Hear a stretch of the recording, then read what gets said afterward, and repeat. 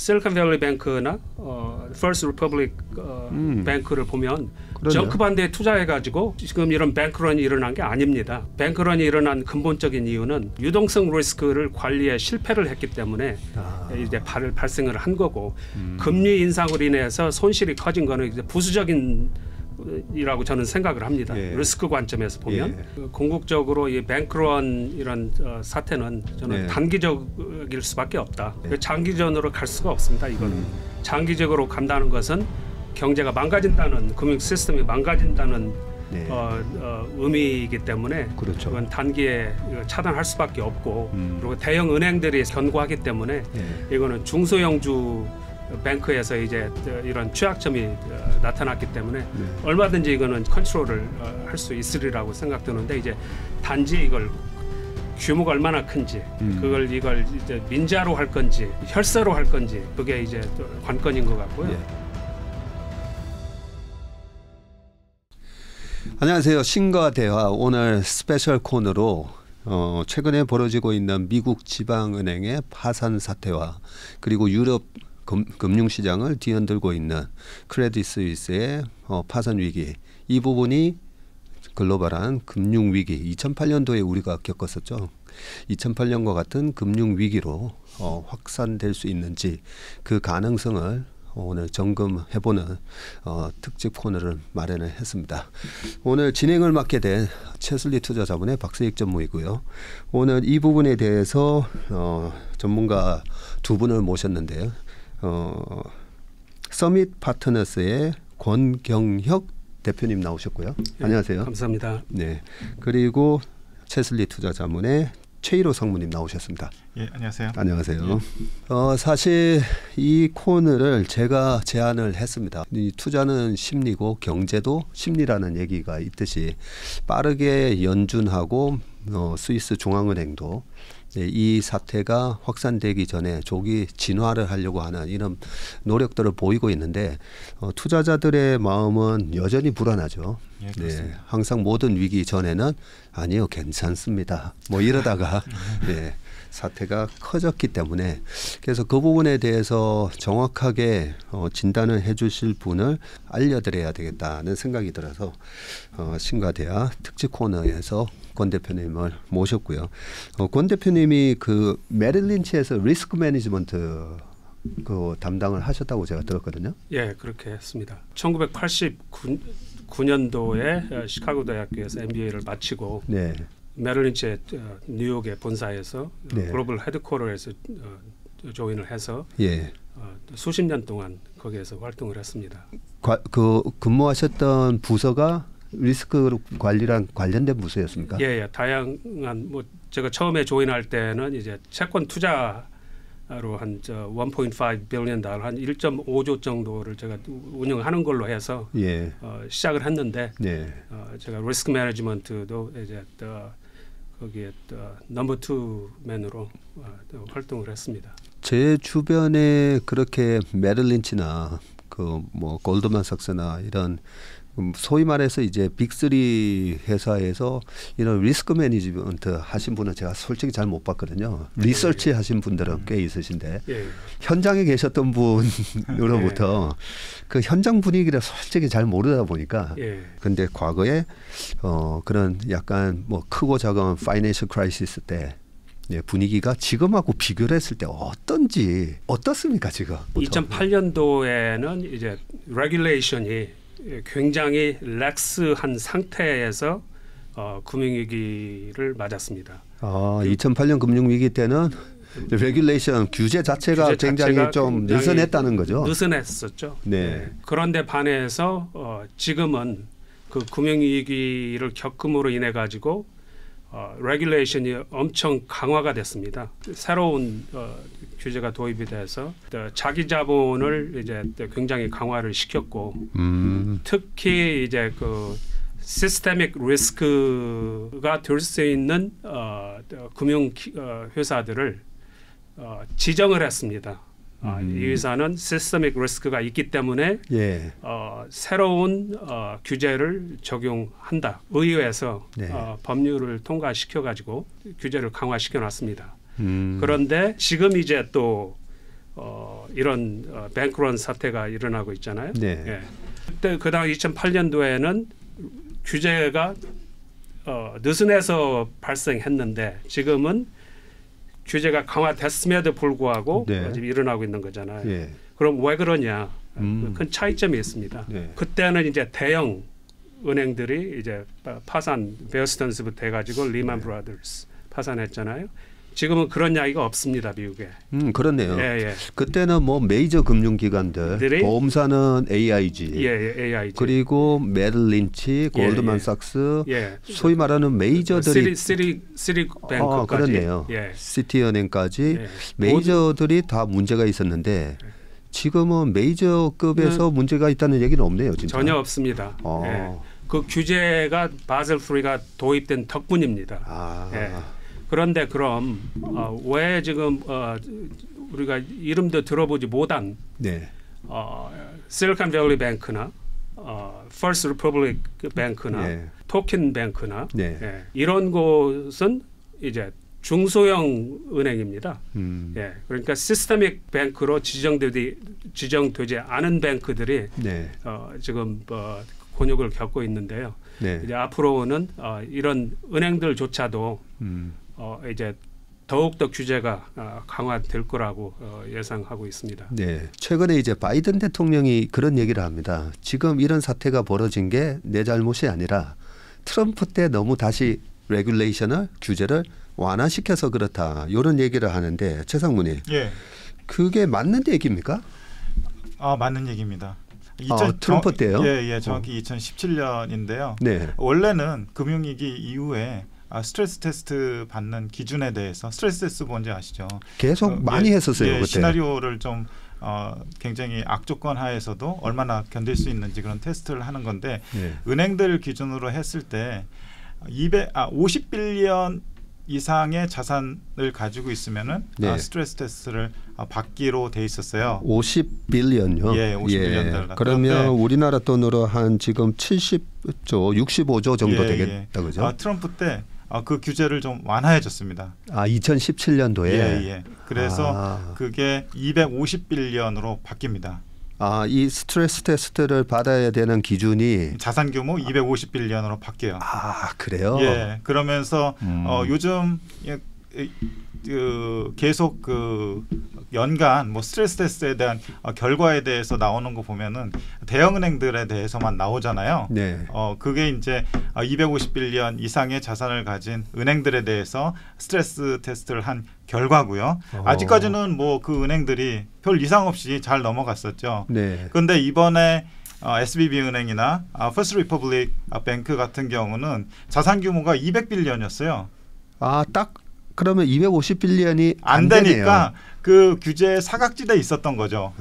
그래서 이 은행들이 약간 그 자산 부채 관리도 안 되고 또 듀레이션이 높은 채권에 투자하면서 약간 요구불 예금이 몰리면서 그걸 이제 충당하지 못하고 요구불 예금에 대응하지 못하고 채권을 팔아야 되는 상황에서 순신하게 됐고 그걸 안 요구불 예금자들이 몰리게 되면서 좀 위험에 빠지게 된 거죠. 지금 최상무님이 얘기하신 거 들어보니까 왜 이번에는 메이저 금융에 관한 얘기가 안 나오고 다 이래 지방은행 그런 급의 은행들이 문제가 됐는지 이해가 되는데 맞습니까? 그렇습니다. 한두 가지를 추가를 하자면 이 중소형 은행들이다 보니까 고급 인력들이 많지가 않습니다. 리스크 매니지먼트는 CEO부터 밑에 있는 실무자까지 다 리스크 매니저입니다. 그 리스크 매니지먼트의 최선봉에 있는 분은 그 회사 체어먼입니다. 그러니까요. 그런데 이제 당연히 체어먼들은 그런 이제 수익을 내야 되고 그런 유체 프레셔가 많고 그렇기 때문에 무리수를 두려고 하는 경향이 많습니다. 그걸 이제 실무자 차원에서 리스크 매니지먼트에서 견제를 합니다. 그런 리스크 매니지먼트를 잘 하기 위해서는 자격증하고 학교에서 공부한 것만 가지고 리스크 매니지먼트는 할 수 없습니다. 엄청난 내공이 필요하고 인사이트가 필요하기 때문에 그런 풍부한 experience, 경험이 필요한데 그게 쉽지 않습니다. 중소형주, 특히 소형주에는 그런 고급 인력이 거의 없다고 보면 됩니다. 예. 그러니까 자연적으로 이런 무리수를 회사 경영진이 두더라도 그걸 견제를 할 수 없고 속된 말로 말빨이 쓰지가 않잖아요. 네. 예, 예. 그때 95년 1월 달에 그 베어링 은행이 망했잖아요. 근데 그 베어링 은행이 망했었던 그 케이스도 보면 28살의 그 닉 그렇죠. 리슨이라는 싱가포르에서 그 트레이딩을 하는데 그 트레이더에 대한 사실은 리스크 매니지먼트가 안 됐던 거잖아요. 예, 그렇죠. 그 브랜치에서 나온 그 파산의 그 손실 규모가 은행 전체 자산의 2배가 넘어가면서 그냥 한 방에 빵 망해버렸다. 그렇죠. 예, 그런 케이스였기 때문에 그때 이제 제가 95년, 96년, 97년도에 이제 공부를 할 때 그 리스크 매니지먼트 얘기가 되게 많았거든요. 예. 그리고 베어링 은행을 거치면서 꽤 강화가 됐다라고 생각을 했는데도 2008년 금융위기 같은 사태가 또 터졌잖아요. 예. 터지고 아까 바젤 3 같은 그런 것도 나오고 그러면 이제 근절될 것 같긴 한데 또 2017년도에 트럼프가 약간 이래 완화시켜 놨더니 그 딱 리밋 밑에서 또 이런 일이 터지고 이게 그 권 대표님이 그 메릴 린치에서 리스크 매니지먼트를 담당하셨으니까 그 CEO하고도 이런 부분에 대해서 얘기를 많이 아마 하셨을 거 아니에요. 그렇죠. 예, 그렇게 이렇게 하면 안 됩니다. 조심해야 됩니다. 이런 얘기를 했을 때 정말 그게 어떻게 제도적으로 CEO가 뭔가 내가 잘못하면 이거 감옥 가겠네 하면 안 되겠구나 뭐 이렇게 할 수 있는 상황인지 아니면 CEO가 둘 중에 하나 선택해야 되는데 아니야 리스크보다는 일단은 수익이야 뭐 이런 상황입니까? 특히 이번 사태를 보고 느끼는 건 금융회사를 경영을 하기 위해서는 원리 원칙이 굉장히 중요하다. 금융공학의 그런 날리지가 중요한 게 아니고 CEO 레벨에서는 매우 기본적인 그런 원리 원칙이 중요하고 그 원리 원칙을 잘 이해를 하고 이게 참 중요합니다. 네. 학교에서 배우기는 쉽잖아요. 네. 그런데 실천하는 뭘 의미를 하는지는 그 실무를 해봐야 합니다. 네. 실무를 해봐야 알고 그러기 때문에 원리 원칙에 순종을 해야 된다. 특히 금융회사는 그렇습니다. 왜냐하면 원리 원칙을 지킨다는 것은 당장의 수익을 포기를 해야 되는 경우가 수반되기 때문에 그게 쉽지 않잖아요. 기회비용이 굉장히 큰 것이기 때문에 그 원리 원칙을 지키기가 쉽지는 않은데 그럴수록 더 원리 원칙을 지켜야 되지 않나 하는 생각을 느낍니다. 저는 이제 리스크는 원칙으로 피한다라고 저는 제 개인적으로 그런 말을 많이 합니다. 이번 사태도 결국 보면 뭐 여러 가지 이유가 있긴 한데 일단은 그 원칙에 있어서 어떤 원칙을 이번에 위배했을까요? SBB 은행 같은 경우에는 금융기관을 놓고 볼 때 은행을 포함해서 이제 글로벌 IB 합쳐가지고 볼 때 밸런스시트를 관리하는 것이 굉장히 중요합니다. 불과 한 달 전만 하더라도 SVB는 굉장히 우량한 은행이었어요. 그 연간 손익도 굉장히 꾸준히 잘 나오는 은행이었고 그런데 최근에 어쨌든 연준이 공격적인 금리 인상을 하면서 SVB가 벤처 캐피탈이 벤처나 또는 스타트업에 돈을 많이 받아가지고 운영을 했었는데 최근에 좀 경기가 슬로우하다 보니까 그런 회사들이 이제 자금 수요가 생긴 거죠. 걔네들이 조달을 할 때 요구불 예금의 비중이 굉장히 높았어요. 전체 예금 중에서 요구불 예금이 3분의 1을 차지했고요. 저축성 예금이 3분의 1을 차지했어요. 요구불 예금은 바로 내줘야 되는 돈이잖아요. 돈을 뺄 수가 있고. 바로 내줘야 되는 돈에다가 돈을 갖다가 만기가 긴 국채에 투자하다 보니까 이 듀레이션 미스매칭이 생기는 거죠. 1년짜리 그 요구불 예금, 저축성 예금을 고객으로부터 받았어요. 그러면 이제 1년 후에 내줘야 되잖아 돈을. 그런데 그 1년짜리를 받은 거를 갖다가 3년짜리 채권에 투자를 하게 되면은요. 1년 후에 그 고객이 들어왔을 때 이 3년짜리 채권을 팔아서 내줘야 되잖아요. 단적으로 얘기해서. 그래서 이제 그 내가 투자는 채권의 듀레이션하고 실제로 조달된 돈의 만기하고 이게 미스매치가 생겨버리는 거죠. 네. 채권들이 많다 보니까 그 자금 수요에 충당하기 위해서 채권을 팔아야 되고 그 채권을 팔다 보니까 이전에 비싸게 사놓은 채권을 그냥 헐값에 매각을 하다 보니까 네. 거기에서 손실이 나게 되고 결국 그 손실이 나고 있다는 사실이 시장에 좀 알려지고 그러다 보니까 좀 조급한 투자자들 또 우려하는 투자자들이 뱅크로 몰려오게 되고 소위 말해서 뱅크런이 발생을 한 거죠. 그렇네요. 그 최근에 금리가 많이 높다 보니까 이 벤처 캐피탈리스트들 창투사나 이런 쪽을 만나보면 이 조달 코스트가 워낙 또 많이 높아지고 하다 보니까 펀딩이 좀 잘 안 된다. 네, 그런 얘기를 많이 듣고 사실 이 펀딩의 그 소위 말하는 LP, 리퀴디티 프로바이더로 참여하는 연기금 같은 경우에는 뭐 불확실한 그런 벤처에 투자하느니 여기 지금 채권 사면 5% 주는데 우리 뭐 여기 투자지 뭘 그렇게 하느냐 하면서 사실 그 펀딩이 잘 안 된다는 얘기가 있었거든요. 실제 미국에서도 요즘 그런 상황입니까? 왜냐하면 권 대표님이 이제 바이오 벤처 이런 쪽에다가 많이 투자를 하시니까. 실리콘밸리 뱅크가 그런 스타트업 컴퍼니의 마켓 셰어를 50%를 장악하고 있습니다. 와. 거의 모든 IPO는 IT나 바이오 쪽에 50% 거의 대부분이 실리콘밸리에서 언더라이팅을 합니다. 절대적입니다. 네. 그런데 이제 한 가지 이제 중요한 건 실리콘밸리 뱅크가 50% 마켓 셰어를 가지고 있는데 그 터전이 아직 상장을 안 한 그야말로 벤처 회사들의 주 타겟팅이기 때문에 상장을 이미 한 IT나 바이오 회사들은 그렇게 큰 영향은 받지 않을 거다. 그리고 저는 이제 개인적으로 상장한 바이오에만 저는 투자를 합니다. 그러세요? 상장한 바이오에만. 상장하지 않은 프리 IPO 그런 그거는 이제 리스크가 상당히 더 높기 때문에 저는 또 인포메이션도 확보하기가 어렵습니다. 그런 데는 그렇기 때문에 저는 이제 나스닥에 상장된 바이오 회사에 국한해서 투자를 하고 있습니다. 그러고 보니까 우리나라도 최근에 그 작년 11월 달에 돈맥 경화 현상, 레고랜드 사태도 있고요. 저희 우리 보면 이제 한전채라고 있지 않습니까? 한국전력. 거기서 그동안에 끌어당긴 채권 규모가 52조 가까이 되더라고요. 블랙홀이었던 거죠.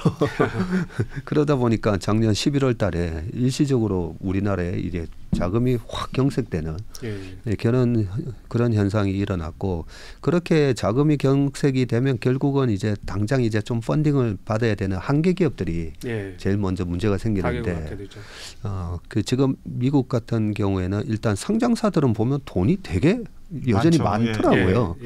저희가 이제 대차대표 항상 까보잖아요, 그죠? 까보면 현금이 되게 많아요. 상장사들은 순현금 상태입니다. 그래서 현금성 자산하고 부채를 이렇게 상계를 시켜보면은 현금이 되게 많죠. 애플도 그렇고 심지어 테슬라도 그렇고요.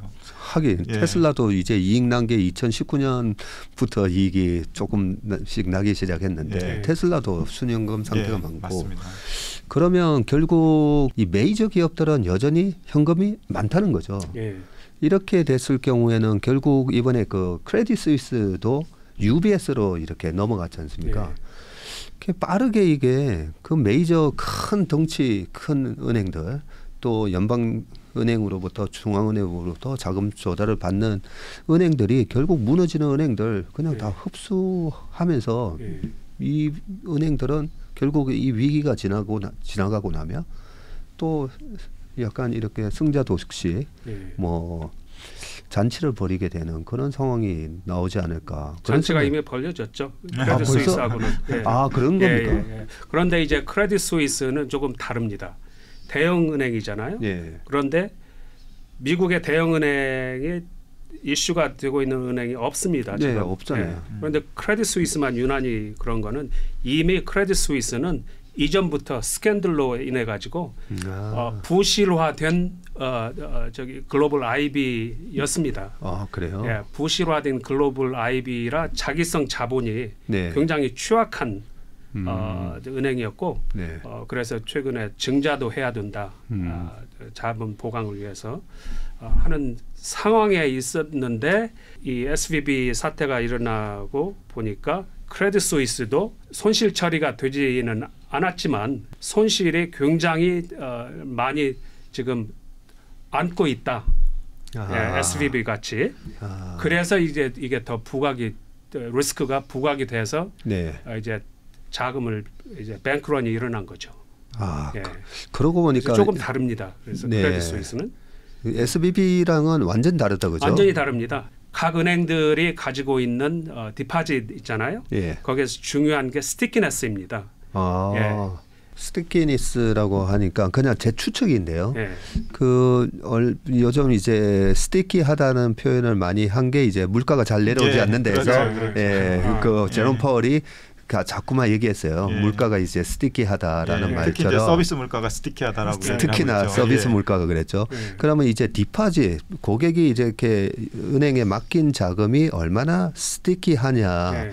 그러면 이 예금이 저도 가만히 보면 그냥 은행에 예금을 맡겨놓고 물론 뭐 언제든지 뺄 수 있지만 그냥 계속 이렇게 놔두는 그런 성향의 이전 예금이 있다면 그런 게 다 이제 스티키니스라고 볼 수가 있습니까? 예, 간단히 다른 표현을 쉽게 표현을 드리자면 이런 뱅크런 사태가 일어날 때 얼마나 자기 돈이라고 해서 바로 빼갈 수 없습니다. 그렇죠? 예, 이게 이제 또 오버나이트 디파시트 있고 뭐 한 달짜리 CD가 있고 뭐 저 원이어 CD가 있고 뭐 2이어, 5이어까지 CD가 있거든요. 그래서 이제 또 그런 maturity 프로파일이 있습니다. 디파짓도. 그렇기 때문에 그걸 다 귀합을 하면 그게 돈을 가져간다고 해도 돈을 다 빼갈 때까지는 며칠 기간이 걸리는지 그걸 가지고 스티키네스라고 합니다.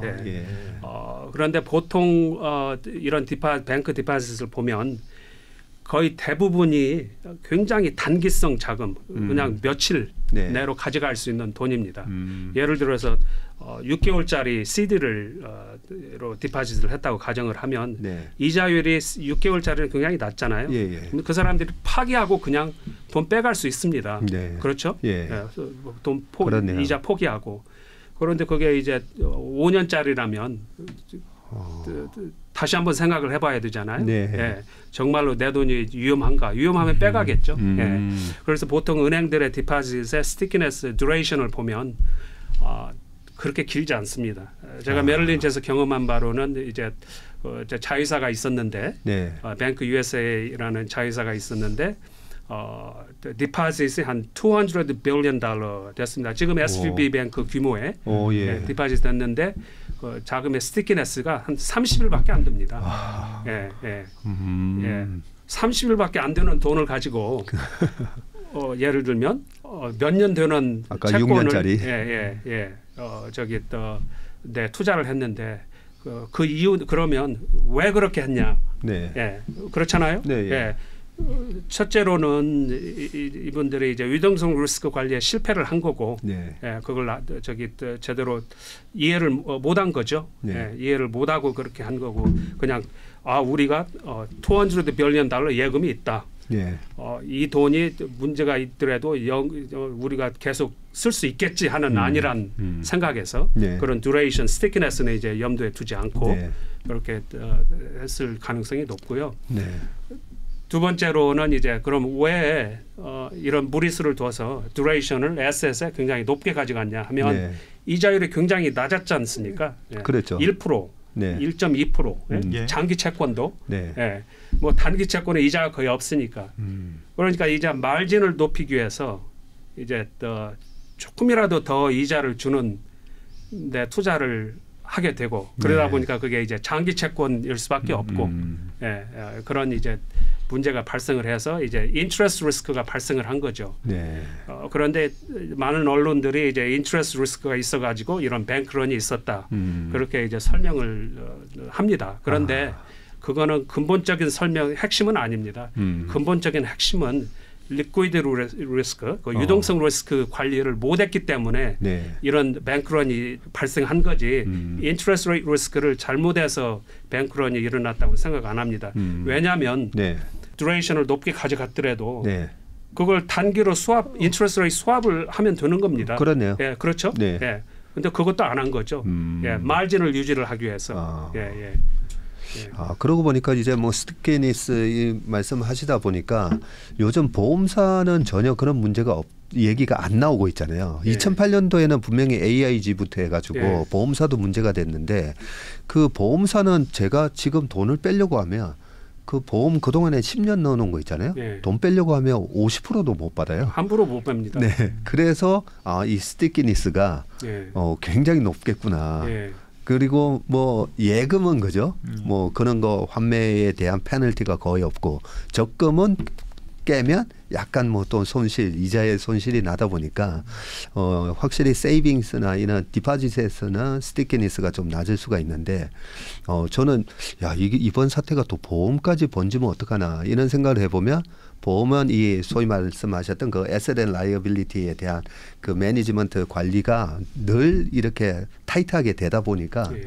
또 그리고 말씀하셨던 그 스테이키니스가 좀 핵심이기도 하네요. 보니까. 예, 그렇죠. 바로 돈을 빼야 수 없으니까. 레귤레이션이 굉장히 심합니다. 보험회사들은. 네. 그런 2008년도 이후로 그리고 이제 레귤레이션 강화된 그 속을 들여다보면 자기 자본을 훨씬 더 많이 필요로 하게 해놨습니다. 제도적으로. 예. 그렇군요.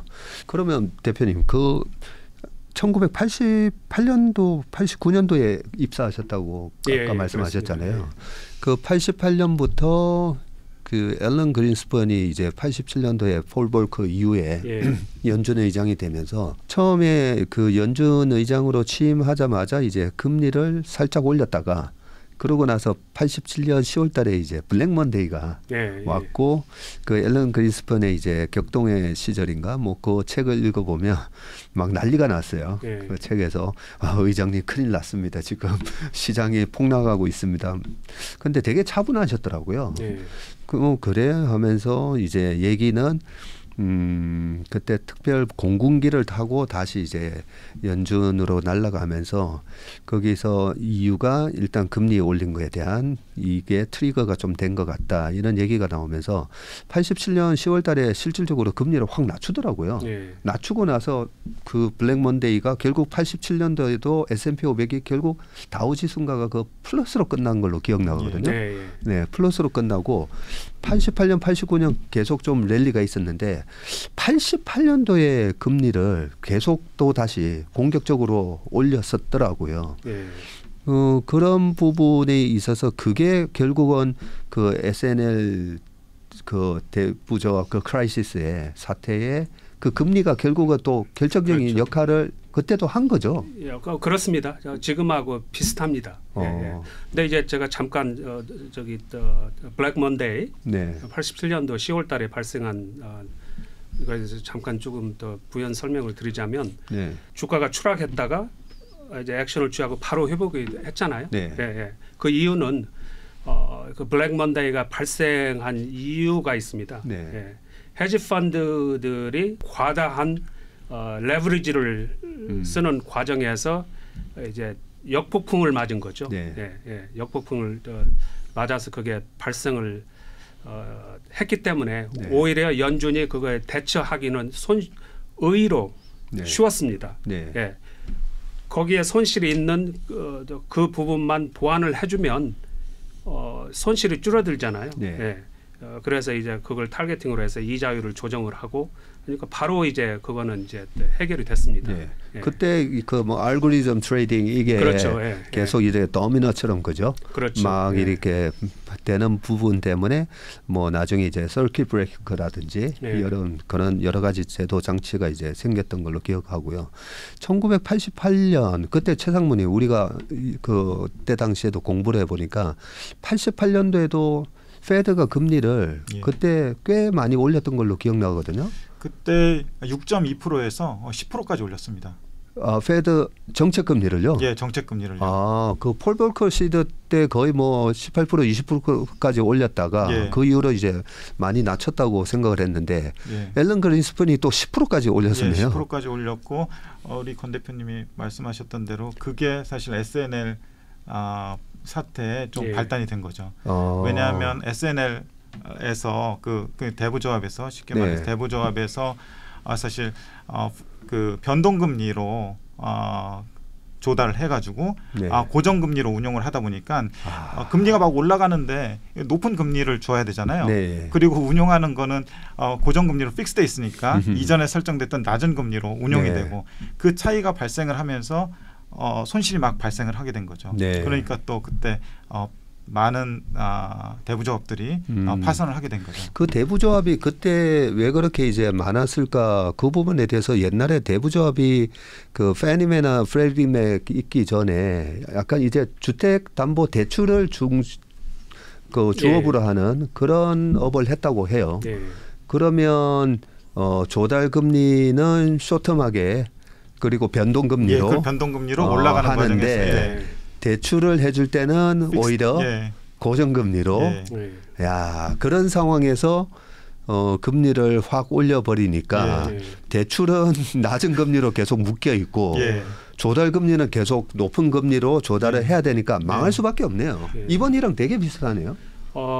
비슷한 점이 있고 다른 점이 있습니다. 비슷한 점은 최 장관님 말씀하신 그 이자를 올리니까 이제 인트레스트 리스크가 이제 부각이 된 거고 두 번째로 이제 디파짓을 가지고 있는 SNL 대부조합들이 그걸 가지고 이제 정크펀드 같은데 투자를 하고 그랬죠. 그래서 이제 문제가 됐는데 지금은 보면 실리콘밸리 뱅크나 퍼스트 리퍼블릭 뱅크를 보면 정크펀드에 투자해 가지고 지금 이런 뱅크런이 일어난 게 아닙니다. 그러네요. 그렇죠? 그게 큰 차이네요. 큰 차이입니다. 뱅크런이 일어난 근본적인 이유는 그때도 그랬고 지금도 그랬고 그 유동성 리스크를 관리에 실패를 했기 때문에 이제 발생을 한 거고 금리 인상으로 인해서 손실이 커진 거는 이제 부수적인 이라고 저는 생각을 합니다. 리스크 관점에서 보면 유동성 리스크를 잘 관리를 했다면 그런 폴폴리오를 가지고 있을 리도 없고 그런 손실이 발생할 수도 없고 그렇죠.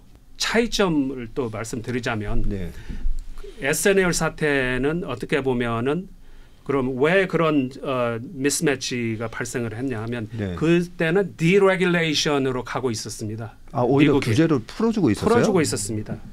1978년도에 지미 카트 대통령이 80년도에 이제 레이건 대통령이 들어왔잖아요. 그 이전에 에어라인을 디레귤레이션을 전무후무한 에어라인을 디레귤레이션을 시작을 했습니다. 그래가지고 에어라인이 많이 파산을 했습니다. 80년도 중반에.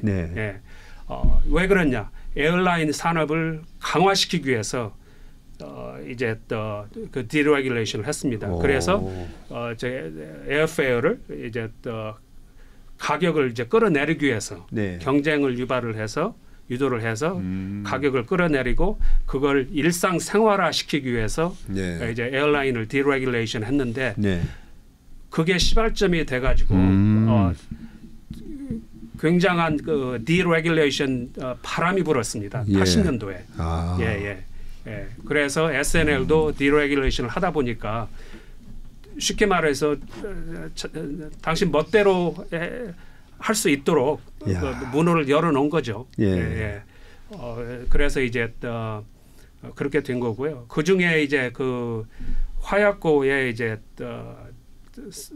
불을 지핀 링컨 세이빙스 뱅크라고 지금도 기억합니다. 그분 CEO 이름이 찰스 키링이라고 그분이 회사를 운영을 했는데 결국은 그 회사를 지금 SVB 같이 도화가 돼가지고 그때는 그 은행이 링컨 세이빙스 뱅크가 도화가 돼가지고 나머지 쫙 망한 거예요? 다 망한 건데 그래서 30%가 결국은 망하고 이제 정부에서 RTC라는 이제 기금을 만들어 가지고 예. 또 도산한 기업 자산을 다 사들였습니다. 그렇게 해가지고 이제 또 그걸 마무리를 지었는데 그 찰스 키링이라는 분이 어떻게 했냐면 네. 디파짓을 받아가지고 그 돈을 가지고 하이 일드에 투자를 했습니다. 하이힐드에다가 정크반드에. 네. 그리고 경기가 좋았을 때는 상관없죠. 그렇죠. 그런데 이제 그 후에 이제 이자율을 올리게 되니까 정크반드가 폭락을 하잖아요. 예. 손실이 커지잖아요. 예. 그러니까 그걸 분식회계를 해가지고 숨겼습니다. 손실을. 그래가지고 이제 상원 의원들도 자기가 잘 아는 상원 의원들 로비 자금 주고 정치 자금 주고 해가지고 그분들을 동원해가지고 감독기관에서 감독을 못하게 까지 더 동원을 해가지고 그 상원 의원들도 문제가 됐습니다. 그 감사를 나가야 되는데 감사 못 나오게 한 거네요. 도미노 현상이 벌어졌고 그분은 결국에는 이제 감옥에 갔습니다. 감옥 가고요. 감옥에 가고 그 스토리가 유명합니다. 그때 당시에 뭐 4,000개의 그 SNL 기업이 한 1,130개인가가 날아갔더라고요. 그러니까 3분의 1이 날아갔죠. 그런데 그렇게 날아가면서 미국의 금융 위기가 오지는 않았어요. 오지는 않았습니다. 안 왔던 게 방금 말씀하셨던 그 뭐 RTC라는 데서 이제 중간에 만들어서 기구를 만들어 가지고 그 자산을 다 사들였습니다. 사들여 가지고 그래서 정리를 해버렸습니다. 헐값에 매각을 다 한 거죠. 정부에서. 그러니까 이제 혈세를 동원을 해가지고 해결을 한 겁니다. 그 혈세 세금 얘기가 나오니까 최근에 이제 바이든 정부에서 이런 조치는 우리 세금으로 하는 게 아니다. 뭐 이런 걸 많이 강조를 해요. 그리고 갑자기 이제 워런 버핏 막 찾아가고 그죠? 민간에서 이렇게 해결이 되게끔. 그렇죠. 네. 최근에 좀 이색적이었던 게 퍼스트 리퍼블릭 뱅크가 좀 어려워지니까 십시일반으로 미국의 대형 은행들이 얼마씩 해가지고 30빌리언을 그 조달을 시켜주잖아요. 예치를 하잖아요. 그거에 대해서는 대표님은 어떻게 좀 생각하세요? 그게 그러면 그게 뭐 아무래도 정부에서 누가 FRB라든지 그죠? 누가 구심점이 돼서 우리나라는 뭐 기재부가 됐던 금융위원회에서 이렇게 십시일반 좀 해 이렇게 하는 컨트롤하는 타워가 있냐 요 질문인 것 같은데요. 근데 이제 저는 그걸 조금 다른 각도에서 해석을 합니다. 이 아이디어는 이제 제넷 앨런 트레저리 세크레터리가 이제 JP 몰간에 제미 다이먼에 전화를 걸어가지고 아이디어를 제시를 하고 제미 다이먼이 거기에 이제 그걸 받아들여가지고 이제 주말에 이렇게 해서 이제 월요일 이전에 차단을 발표를 했잖아요. 근데 저는 그걸 어떻게 보냐면 정치적인 해결책으로 그걸 찾았다고 생각을 합니다. 해결책으로요? 왜냐하면 그러지 않으면 은행들이 디파짓으로 해서 하지 않으면 결국은 구제금융으로 가야 되거든요. 그렇잖아요. 파산시킬 수가 없기 때문에. 그런데 트럼프 정부 이후로 지금 미국 국론이 지금 분열화돼 있잖아요. 공화당하고 민주당하고 분열된 상태에서 이제 SVB를 이제 정부에서 이제 개입을 해가지고 페드에서 자금도 주고 해서 하니까 벌써 저기 또 미국 중부에 있는 공화당 터파신 뭐 켄터키나 뭐 네브라스카 그 조그마한 인구 몇백만 되지 않는 주 상원 의원들이 이미 혈세를 가지고 SVB를 구제금융을 한다. 그게 무슨 말이냐면 우리 알칸사 주민이 낸 세금으로 월스트리트에 있는 은행들을 구제금융을 해주고 있다. 왜냐하면 투자가들은 결국은 월스트리트에 있는 투자가들이 있잖아요. 뭐 고액 자산가들. 그래서 공격을 막 해대고 있습니다. 그러다 보니까 이제 또 정부에서 또 바이든 대통령이 또 2024년 대선에 나갈 거고 트럼프도 지금 대선에 나와 있는 상태이기 때문에 그걸 조기에 차단하기 위해서 이거는 구제금융이 아니다. 그렇게 발표를 했잖아요. 그래서 그런 관점에서 은행들한테 디파짓이 당신 은행들로 이체가 됐기 때문에 당신 그 이체된 만큼 일부를 다시 당신들이 디파짓을 다시 또 원상회복 시켜 달라.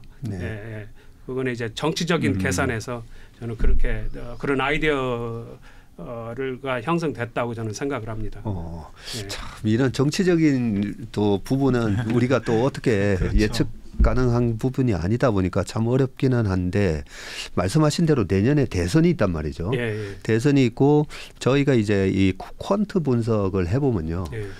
미국 대통령의 3년 차가 미국 주식이 거의 뭐 평균치보다 2배나 더 많이 예.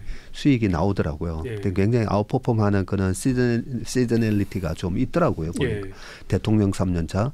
왜 그런가 봤더니 4년 차에 이제 대선을 해야 되니까 예. 3년 차에 최대한 이제 경기를 좋게 그렇죠. 예, 만드는 그런 부분이 계속 반복돼 왔더라고요. 예. 트럼프 때도 2019년도에 금리를 3번이나 오히려 내렸었거든요. 예.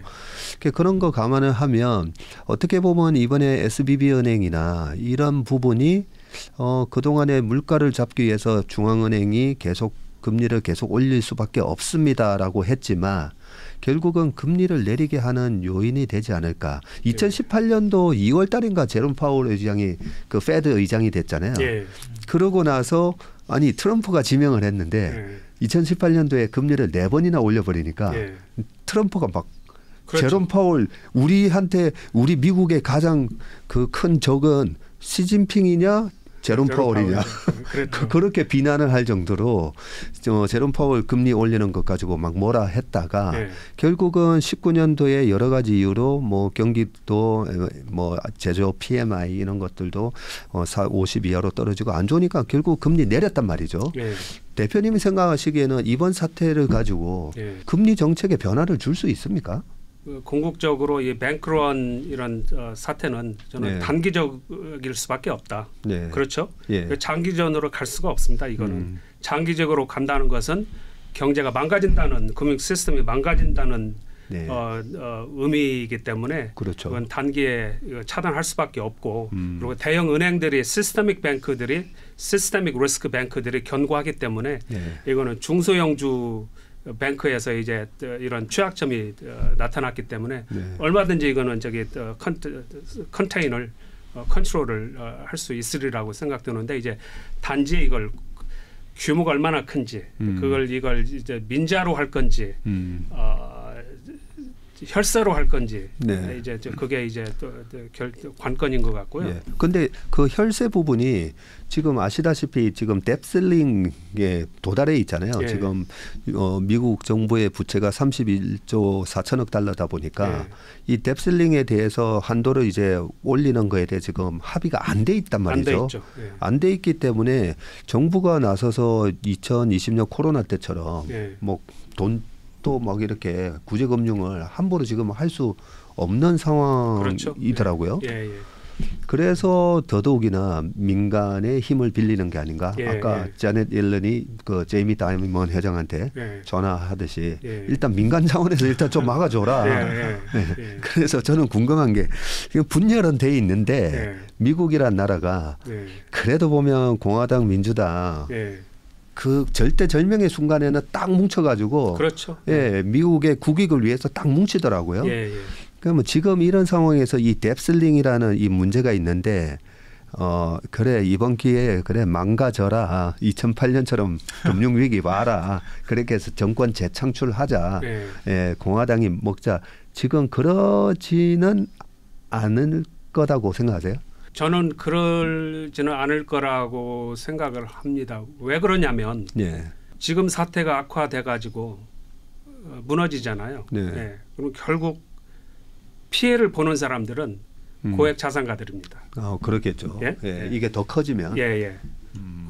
그런데 공화당의 텃밭이 고액 자산가들이잖아요. 부자들이잖아요. 그러네요. 부자들을 대변하는 정책이 공화당의 정책입니다. 그렇기 때문에 공화당이 그걸 악용을 당연히 하고 싶겠죠. 하고 싶겠지만 그런 관점에서 보면 그러지는 못할 거다. 그리고 또 이제 보면 상원 하원이 이제 양분되어 있기 때문에 하원은 공화당, 상원은 민주당이기 때문에 공화당이 의석수를 정치적인 힘을 보더라도 그런 영향이 안 듭니다. 지금은. 그리고 이제 많은 공화당원들도 그런 이런 위기 사태 오면 우리 또 박 대표님 말씀하셨듯이 위기가 오면 똘똘 뭉치는 게 또 이제 미국 정치인들의 사고 방식이기 때문에 그걸 악용해서까지 공화당의 경제를 끌어내릴까 그건 좀 희박하다고 저는 생각합니다. 그러면 이제 좀 정리를 해보면 이번에 SVB 은행 사태가 결국은 이제 유동성 관리를 또 못한 부분이 있었다고 볼 수 있는데 예금자 입장에서는 야 이거 무조건 돈 못 찾는 거 아니야? 빨리 빼야 되겠어 했는데 지금 예금자 전부 다 보호해 준다라고 발표가 났고요, 그죠? 그것만 하더라도 예금자 입장에서는 내 돈 못 찾겠네라는 그런 유동성 리스크는 이제 생각 안 할 것 같은데요. 그러면 이번 미국의 지방은행의 유동성 위기는 어떻게 보면 미국 지방은행이 갖고 있는 그 채권이라든지 그걸 담보로 지금 페드에서 돈을 빌려주는 거죠. 그러면 이 유동성 위기는 어떻게 보면 약간 끝났다고 볼 수도 있습니까? 결국에는 그렇게 볼 수가 있는데 지금 당장은 좀 시기상조라고 저는 생각을 합니다. 왜 그러냐면 그 정부에서 조금 우리 박 대표님 말씀했듯이 그 예금을 보호해 준다고 프로텍션 해준다고 다 발표를 했잖아요. 그게 이제 SVB의 국한에서 취해진 액션이고 이제 이걸 끝내려면 전체적인 모든 은행들의 예금을 보호를 해줘야 이게 끝날 수 있기 때문에 아직 거기까지는 액션을 취하지 않았습니다. 그까지 액션을 취해라고 그렇죠. 요즘 얘기가 나오는 거죠. 중소형 은행 연합회에서는 빨리 이거 규모도 크지 않으니까 빨리 조기에 선제 조치를 취해달라. 그렇게 이제 요구를 하고 있고 이제 바이든 정부에서는 그걸 하기 위해서는 대선이 있기 때문에 정치적인 관점도 고려를 해야 되기 때문에 이게 뱅크런이 없다면 이게 어떻게 하다가 조금 이게 이제 스테이블라이즈가 될 수도 있잖아요. 가능성이 없는 건 아니기 때문에 그렇다면 구태여 지금 조기에 안 해도 되지 않냐. 그래서 만지작거리고 있지만 액션은 아직 취하지 않고 있습니다. 그러네요. 그래서 미국 정부에서도 지금 권 대표님이 말씀하신 뱅크런에 대해서 굉장히 세심하게 관찰을 하고 있는 것 같아요. 최근 외신들에서 보면은 뱅크런 사태는 조금 진정이 됐다고 나오고 있거든요. 이게 완전히 멈췄다고 한 거는 없고요. 좀 완화됐다고 나오고 있습니다. 그래서 굉장히 신경을 쓰고 있는 것 같습니다. 그런데 결국은 그 중소은행연합회에서 빨리 이걸 갖다가 해달라고 하면서 얘기한 부분이 지금 돈들이 지방은행에서 빠져나와서 그 빅4에 해당되는 은행으로 돈이 몰리고 있다라고. 그걸 보면 그 코로나 때 그 락다운을 하면서 전자상거래가 확 늘었잖아요. 저 같은 사람들도 사실 이거 잘 못했거든요. 근데 어쩔 수 없이 막 쿠팡도 하고 뭐 네이버 전자상거래도 하면서 그때 플랫폼 기업들이 엄청나게 주가가 나중에 올라갔지 않습니까? 그래서 제가 플랫폼 기업들은 그 엄청난 마케팅을 해야 저 같이 이렇게 얼리 어답터가 아니라 나중에 레이트 어답터인데 이런 사람까지도 그 큰 광고비를 썼어야 되는데 저절로 이렇게 쓰게 만든 효과처럼 은행들이 이 빅4 은행들이 가만히 앉아서 그 아까 그 스타트업 비즈니스 하는 미국의 그런 그 창업하는 새로운 벤처 기업들이 거의 50%가 SVB 은행을 이용한대잖아요. 그 고객들이 전부 다 이 빅4로 또 몰려간 거잖아요. 그렇죠. 그렇게 해서 자본주의는 이런 또 위기 속에서 이 큰 회사들이 계속 커지고 부익부 빈익부 그렇죠. 그러니까 빈부 차이가 더 커질 수밖에 없습니다. 이런 상태에서 손실 처리를 하지 않고 계속 이런 고액 자산가들은 이제 정부에서 이렇게 어떻게 보면 이것도 하나의 subsidy잖아요. 그렇네요. subsidy를 계속 줄 수밖에 없기 때문에 주는 거겠지만 이제 이런 상황이 올해 2008년 금융위기를 통해서 크게 진행이 됐고 이번에 코로나 사태 나와서 기업들한테 엄청난 또 금융 지원을 했지 않습니까? 무상으로 미국에서는 그것도 보익부 변익변을 이제 더 늘린 효과가 됐고 이번에 구제금융을 통해서 그 사람들이 손실을 초래를 해야 되는데 네. 손실이 되지 않도록 네. 이제 구제금융을 줬기 때문에 이런 그 악순환은 계속 지속이 될 것 같습니다. 네. 결국은 빈익분 부익부 현상을 초래할 거다. 이 정도로 결론을 지으면 될 것 같은데요. 지금 이제 CS 문제에서 제가 좀 보면서 꼭 대표님한테 여쭤봐야 되겠다 싶은 게 CS가 어쨌든 UBS로 이제 그 합병이 됐어요. 됐는데 거기 자세히 보다 보면 우리나라 후순위채 같은 AT1인가요? 그 채권을 이제 소유하고 있는 데가 전부 다 이제 돈 못 받게 됐다. 그렇죠. 그런 얘기들이 나오면서 이거 AT1 그런 부분이 이 후순위채라는 걸 그 CS만 발행을 한 게 아니라 다른 은행들도 많이 발행하지 않습니까? 그렇죠? 대표님은 이제 그 리스크 매니지먼트 계셨으니까 이번에 CS 사태를 보면서 저거 혹시나 CS만의 문제가 아니라 뭐 최근에 HSBC 은행도 그저께 좀 빠지고도 했는데 그 비슷한 그런 어떤 내관 같은 그런 게 혹시나 있습니까? 그거는 이제 있을 수도 있고 없을 수도 있습니다. 그게 무슨 말이냐면 AT1 전문가들 사이에서 그걸 코코반드라고 합니다. 코코본드. 그 금융 상품에 도입된 이유가 바젤 3로 이제 자기 자본 강화를 시켜 놓으니까 이제 자본을 이제 더 늘려야 되는 상황이잖아요. 그러다 보면은 이제 주식을 더 발행을 해서 증자를 해야 되는 상황이 돌아오니까 증자를 피하기 위해서 피하기 위해서 그런 해결책으로 저기 도입된 상품이 코코반드입니다. 시스테믹 뱅크들 특히 대형 은행들이 이걸 많이 활용을 했다면 그게 이제 불안 요인으로 작용할 수가 있습니다. 그런데 그게 얼마나 규모가 큰지 규모가 크지 않으면 큰 문제는 안 된다고 이제 생각을 하는데 저는 근본적으로 크레딧 스위스 UBS에서 이제 레귤레이터하고 이제 협상을 할 때 레귤레이터들은 이제 회사를 인수를 해라. UBS는 인수하려면은 나한테 인센티브를 달라.